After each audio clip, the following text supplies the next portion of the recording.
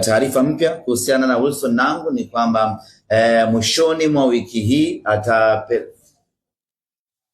salumia katika mchezo wa CAF dhidi ya Esperance Benjamin Mkapa.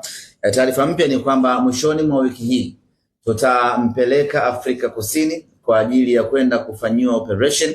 Ameumia kifundo cha mguu, ule mshipa wa kifundo cha mguu huku nyuma ndicho ambacho kimeumia. Kwa hiyo atakwenda Afrika Kusini mwishoni mwa wiki hii kwa ajili ya kwenda kufanyiwa operation, na baada hapo tutakuwa kwenye nafasi nzuri ya kusema atakuwa nje kwa muda gani. Lakini kutokana na jeraha lake hatutegemei kwa Wilson Nangu kurejea uwanjani hivi karibuni. Maana yake ni kwamba ataendelea kupatiwa matibabu mpaka pale atakapokuwa yuko timamu kwa 100%, atarejea kuja kuitumikia Simba Sports Club. Kwa upande wa Yakub Ali Suleiman, mlinda mlango, maendeleo yake ni mazuri na muda wowote atarejea katika kikosi kwa ajili ya kuendelea kuitumikia timu yake.